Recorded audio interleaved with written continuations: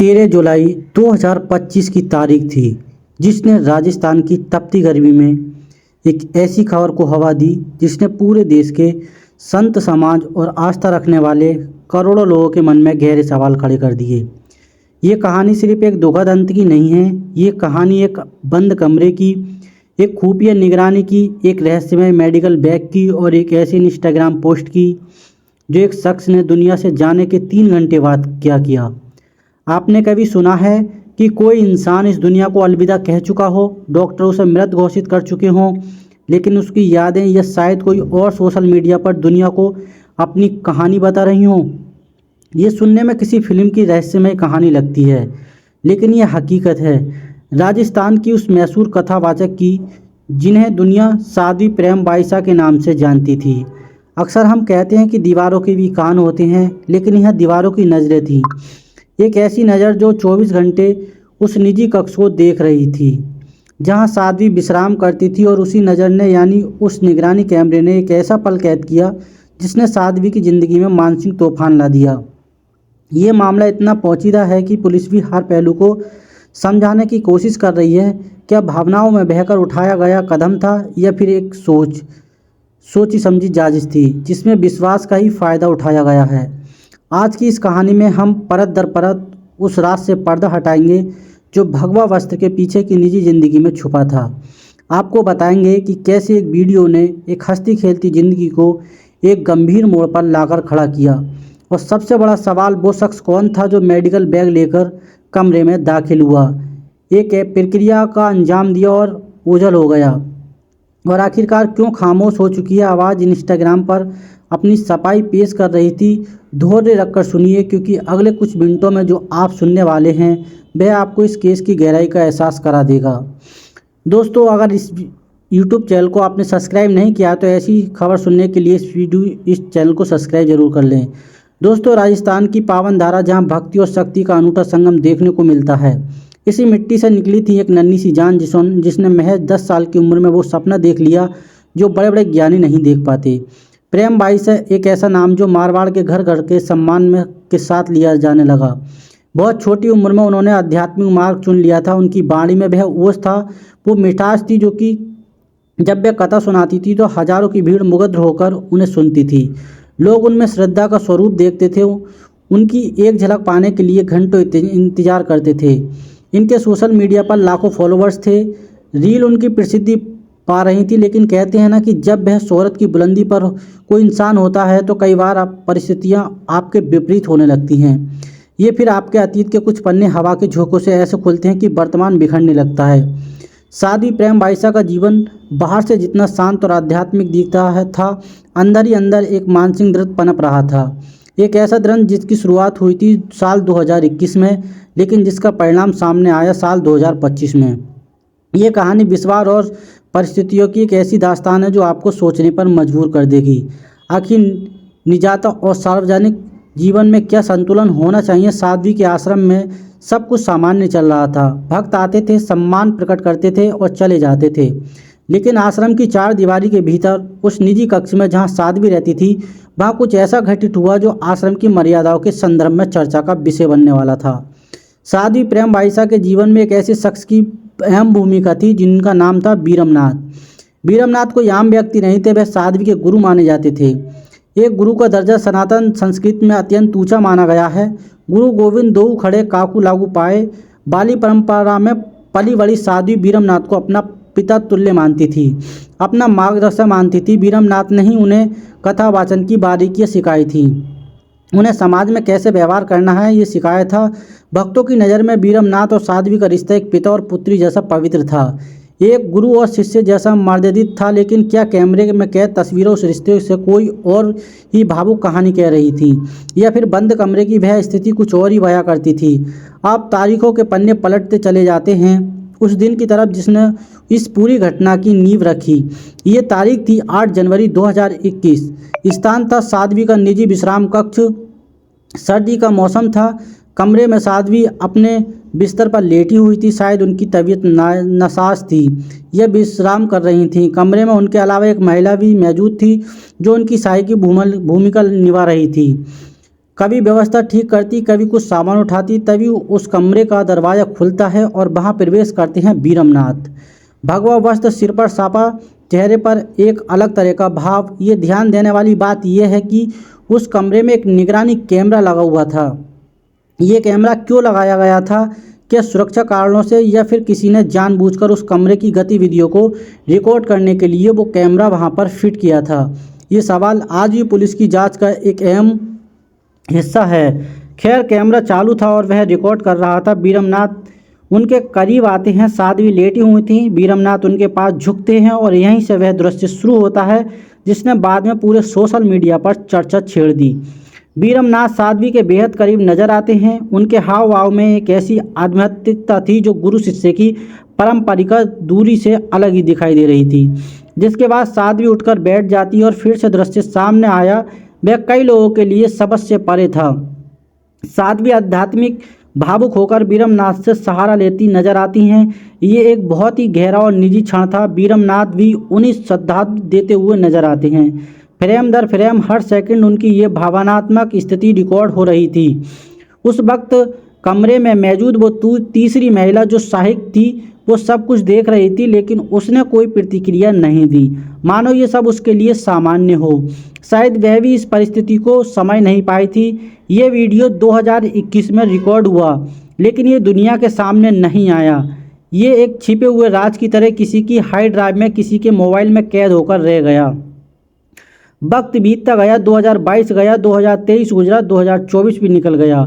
साध्वी की प्रसिद्धि बढ़ती रही और नए नए मंचों पर जाती, कथाएं सुनाती, लेकिन उन्हें ये अंदाजा भी नहीं था कि उनके अतीत का एक वीडियो उनकी मानसिक शांति का दुश्मन बनने वाला है। और फिर आया साल 2025। 13 जुलाई 2025 अचानक सोशल मीडिया के अलग अलग प्लेटफार्म पर एक वीडियो वायरल होना शुरू हुआ। कैप्शन में लिखा था, साध्वी प्रेम बाईसा से जुड़ा वीडियो। देखते ही देखते वीडियो बहुत तेज़ी से फैल गया। व्हाट्सएप ग्रुप में, फेसबुक पर, इंस्टाग्राम पर, हर सोशल मीडिया पर जो है ये वीडियो बहुत तेज़ी से चर्चा में आने लगा। लोग हैरान थे। वो साध्वी जो मंच से संयम और मर्यादा का पाठ पढ़ाती थी, वो एक पुरुष के साथ एकांत में बेहद भावुक पलों में नजर आ रही थी। समाज में तरह तरह की बातें होने लगी। किसी ने इस गुरु के शिष्य के वात्सल्य का नाम दिया तो किसी ने इसे मर्यादा के विरुद्ध बताया। आस्था पर सवाल उठने लगे, लोगों की भावनाएं आहत होने लगी। और सबसे ज़्यादा गहरा धक्का जब लगा साध्वी प्रेम बाईसा को। जब ये वीडियो वायरल हुआ तो साध्वी को स्पष्टीकरण देना पड़ा। मीडिया का जवाब बड़ा लग गया। सवाल गंभीर थे, उंगलियां उनके आंचल पर उठ रही थीं। साध्वी सामने आई, उनकी आंखों में आंसू थे, लेकिन आवाज़ में अपनी बात रखने की दृढ़ता थी।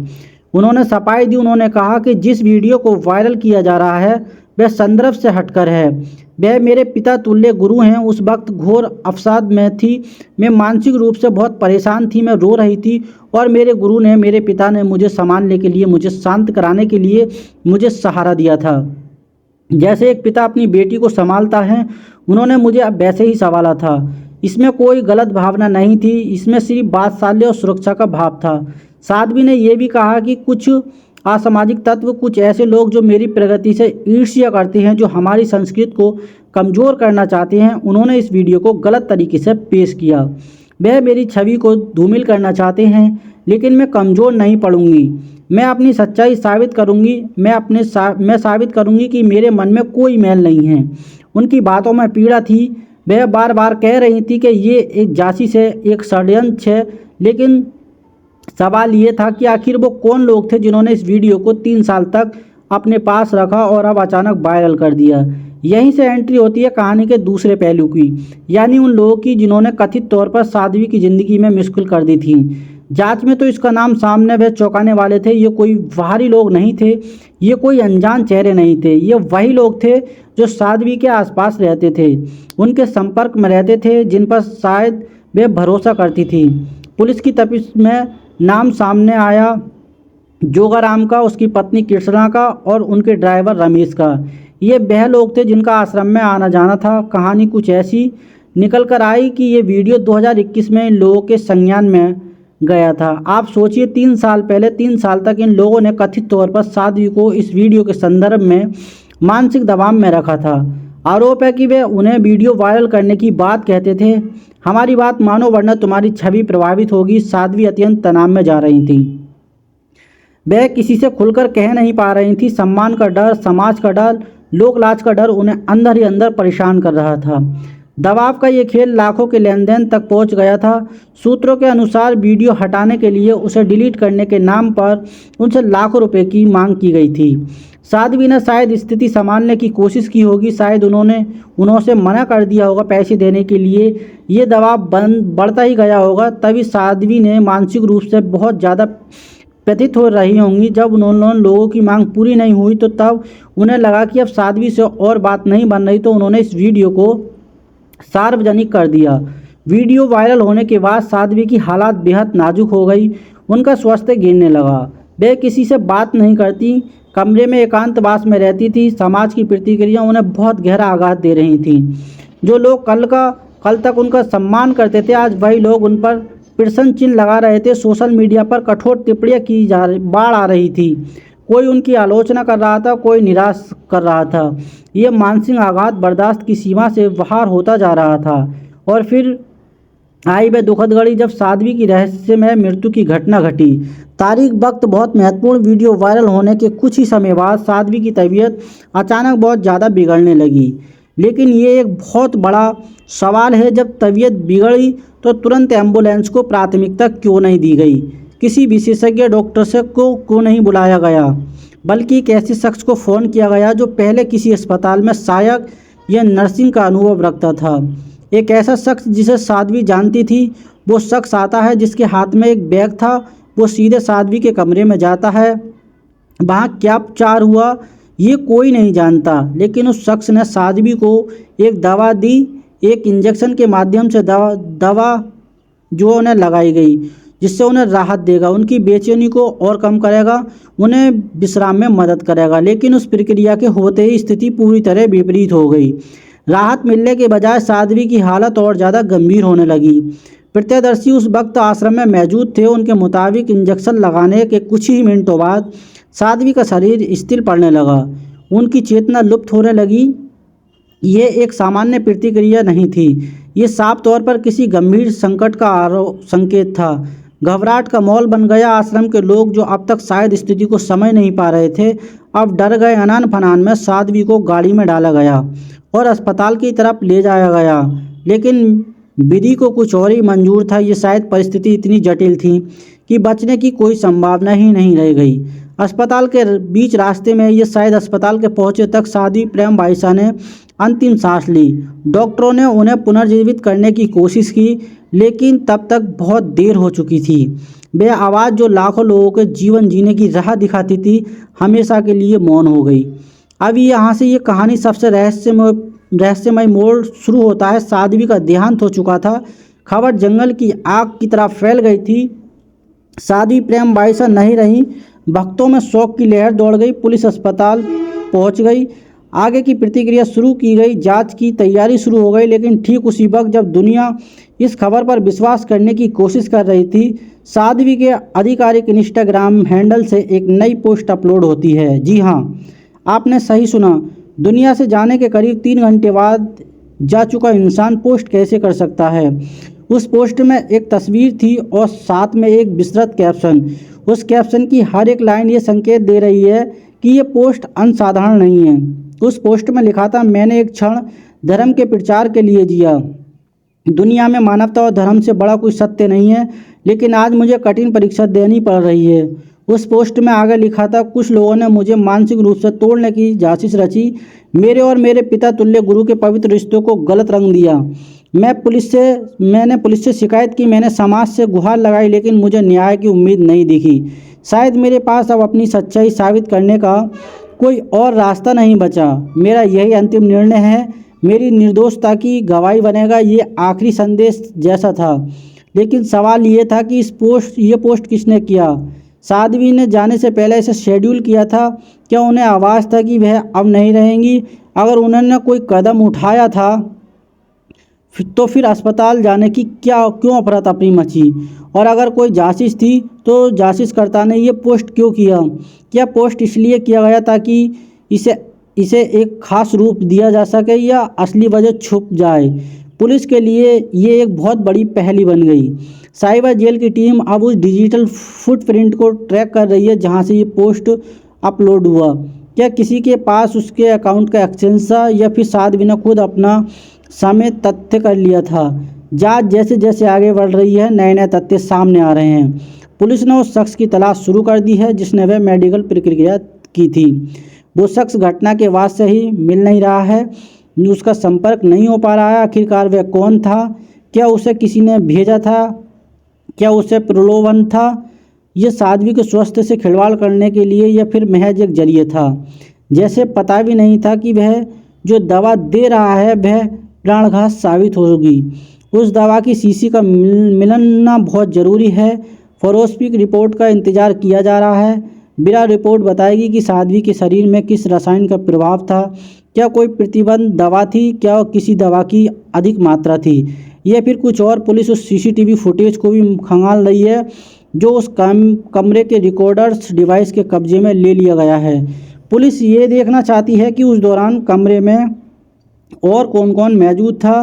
क्या साध्वी की सहमति थी या स्थिति कुछ और थी? इधर ब्लैकमेलिंग के आरोपी जोगाराम और उसके साथियों की तलाश भी तेज हो गई है। पुलिस का मानना है कि इस मृत्यु के तार कहीं ना कहीं उस पुराने विवाद से जुड़े हो सकते हैं।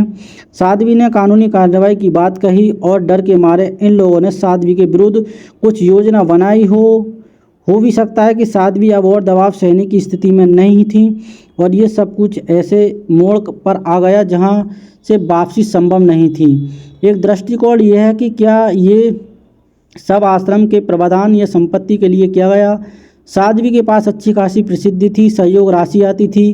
क्या कोई आश्रम के प्रभाव को हथियाना चाहता था? क्या बीरमनाथ को रास्ते से हटाने के लिए साध्वी को निशाना बनाया गया था? क्योंकि उस वीडियो के बाद बीरमनाथ की सामाजिक स्थिति भी पूरी तरह प्रभावित हो चुकी थी। समाज के एक वर्ग ने उनसे दूरी बना ली थी। साध्वी के परिवार वाले अब सामने आ रहे हैं। उनका दुख देखा नहीं जाता। वह बार बार कह रहे हैं कि उनकी बेटी ऐसा कदम नहीं उठा सकती, उसके साथ गलत हुआ है। वह न्याय की मांग कर रहे हैं। वो कह रहे हैं अगर वीडियो पुराना था तो प्रशासन ने पहले संज्ञान क्यों नहीं लिया? जब साध्वी ने शिकायत दर्ज कराई थी, उन्हें परेशान किया जा रहा था, तो पुलिस ने उन लोगों पर कार्रवाई क्यों नहीं की? अगर समय रहते सतर्कता बरती जाती तो शायद आज साध्वी हमारे बीच होती। सिस्टम की भूमिका पर सवाल उठ रहे हैं। साध्वी ने अपने संदेशों में और अपने बयानों में बार बार संकेत दिया था कि उन्होंने मदद मांगी थी, तो फिर उन लोगों को खुला क्यों छोड़ रखा था? क्या किसी प्रकार का दबाव था या फिर इस मामले की गंभीरता को नहीं समझा गया? एक चर्चित व्यक्ति होने के बावजूद इतनी ढलाई क्यों बरती गई? अब ये बात करते हैं उस परीक्षा की जिसका जिक्र साध्वी ने बार बार किया।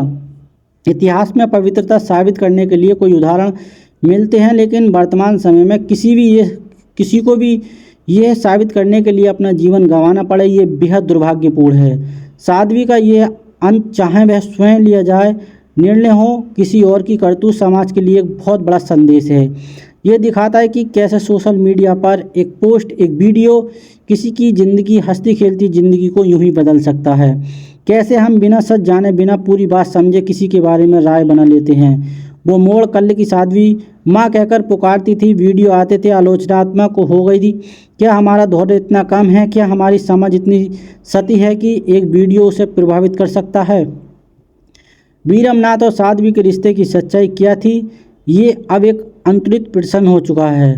सच कह रहे हैं कि ये पिता पुत्री का स्नेह था, लेकिन बंद कमरे की तस्वीर सामाजिक मान्यताओं से मेल नहीं खा रही थी और इसी असमंजस ने एक दुखद घटना को जन्म दिया।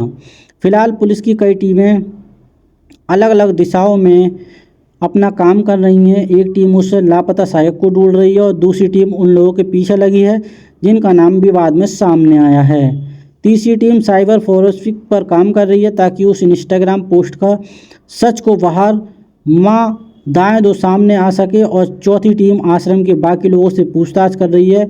आश्रम का स्टाफ, ड्राइवर, सेवादार, हर कोई जांच के दायरे में है, क्योंकि अक्सर अपने ही राजदार होते हैं। ये बात जांच का विषय है। सीसीटीवी का एक्सेस किसके पास था, फुटेज किसने निकाली, ये सब आश्रम के अंदर का ही है।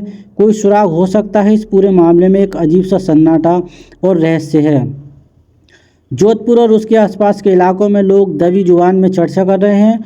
कुछ लोग इसे कर्मों का फल कह रहे हैं तो कुछ लोग ऐसे जासूस का शिकार, लेकिन सच्चाई क्या है ये तो तभी पता चलेगा जब वह लापता कड़ियाँ पुलिस के हाथ लगेंगी। जब फोरेंसिक रिपोर्ट सामने आएगी तब तक ये मामला एक अनसुलझी पहेली बना हुआ है। एक डिकोडिंग क्राइम का एक ऐसा एपिसोड जिसका पूरा सच सामने आना अभी बाकी है। दोस्तों, ये घटना हमें बहुत कुछ सोचने पर मजबूर करती है। डिजिटल युग में किसी की निजात, किसी ऐसी ज़िंदगी का आप सुरक्षित नहीं रही। एक क्लिक, एक शेयर किसी के जीवन पर भारी पड़ सकता है। साध्वी प्रेमवायसा की स्थिति क्या थी ये फैसला करने वाला कानून है, लेकिन जिस तरह से उनका अंत हुआ, जिस तरह से उन्हें मानसिक तनाव दिया गया, वह किसी भी जागरूक समाज के लिए चिंताजनक है। एक तरफ से वो लोग जिन्होंने कथित तौर पर एक वीडियो का गलत इस्तेमाल किया, दूसरी तरफ वो समाज जिसने बिना सोचे समझे धारणा बना ली, और बीच में फंस गई वो जान जो शायद अपनी ही परिस्थितियों में घिरी हुई थी। वो चिकित्सक प्रतिक्रिया सिर्फ दवा की नहीं थी, वो तनाव की थी, वो डर की थी, वो लोकलाज की थी, जिसने धीरे धीरे साध्वी को हमेशा के लिए शांत कर दिया। अब देखना ये होगा कि क्या राजस्थान पुलिस इस गुत्थी को सुलझा पाती है, कि साध्वी की आत्मा को न्याय मिल पाएगा, क्या वो असली चेहरा जो पर्दे के पीछे बैठकर ये खेल खेल रहा था कभी सामने आएगा, या फिर ये फाइल समय के साथ ठंडी पड़ जाएगी और एक और रहस्यमय दफन हो जाएगा। इस केस पर लगातार नज़र बनाए हुए हैं। जैसे ही मेडिकल रिपोर्ट आएगी, जैसे ही उस लापता शख्स की जानकारी मिलेगी या उस इंस्टाग्राम पोस्ट का सच सामने आएगा, हम सबसे पहले आप तक खबर पहुंचाएंगे, क्योंकि अपराध चाहे कितना भी हो छुपाया नहीं जा सकता, कानून की नज़र से बच नहीं सकता, और सच कितना भी गहरा हो वो दफनाया नहीं जा सकता। एक दिन बाहर जरूर आता है। तो दोस्तों, ये थी कहानी साध्वी प्रेमवायसा की रहस्यमय मृत्यु की। एक ऐसी कहानी जिसमें आस्था, अपराध का संदेह है, जांचिस है और एक दुखद अंत है। मेरा मकसद किसी की भावनाओं को ठेस पहुंचाना नहीं था, बल्कि आपको सच से रूबरू कराना था। चर्चाओं के पीछे छुप जाता है। हमें उम्मीद है कि जल्दी दूध का दूध और पानी का पानी होगा। अगर आपको हमारी ये कोशिश, ये डिकोडिंग क्राइम की ये पड़ताल पसंद आई हो तो इस वीडियो को लाइक करें और हमारे इस चैनल को सब्सक्राइब करें, और अपने दोस्तों के साथ इस वीडियो को ज़्यादा से ज़्यादा शेयर करें। मिलते हैं नए क्राइम एपिसोड के साथ, तब तक के लिए जय हिंद, वंदे मातरम।